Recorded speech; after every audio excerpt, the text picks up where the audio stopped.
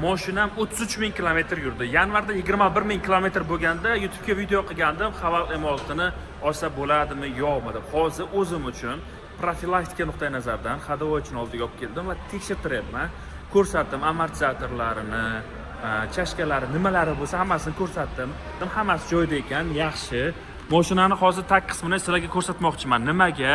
Chunki ko'pchilik tag chiriydi Xitoy mashinalarini deb aytadi. Hozir mashinani o'zi ham ja unaqa toza emas, ko'rib turibsizlar. Yomg'irda maza qilib cho'milgan tag qismlarini endi sizlarga ko'rsatib o'tib ketaman.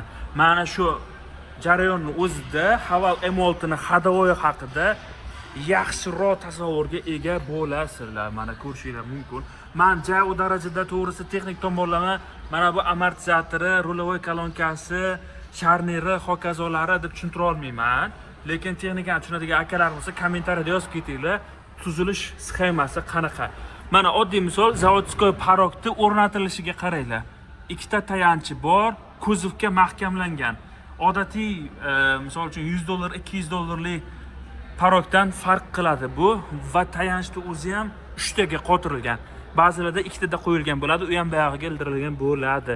Old tomondan ko'rsatib o'tib ketaman. Mana taglari loy bo'lgan, lekin hech qanaqa chirish yo'q. Mana bu tomonni adashmasam loydan to'libdi. Lekin bu juda ham bunaqa chiriydigan hech qanaqa narsa bo'lmagan. Propan qo'yilgan mashinaga bilasizlar, propanning liniyasini bizani bolalar zo'r qilib o'tkazib bergan Amerika servisdagilar. Old tomonlarini ko'rsatib o'tib ketaman. Zashta karter qo'yilgan. Zashta karter ko'rishingiz mumkin. Muayyanlashtirish uchun mana joyi tashib ketilgan. Paddonni yechish uchun, filtrlarini olish uchun hech qanaqa Xudoga shukr ko'z tegmasin, muammo yo'q. Mana germetikalarni ham ko'ryapsizlar. Yaxshilab sinchkovlik bilan qarasanglar ko'rinadi. Amortizatorlarida ham, boshqa joylarda ham ishi yo'q ekan. Hozir faqat rulovoy ustaga bir ko'rsating deb aytdilar. Endi rulovoychi bilan gaplashib ko'raman.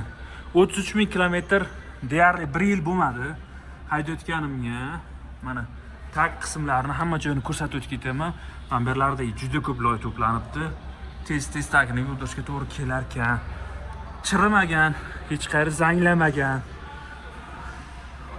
Mana ko'rishingiz mumkin. Old qismlarini ham ko'rsatib o'tib ketaman. Mana. Ko'rdinglarmi akalar? Xullas kalom.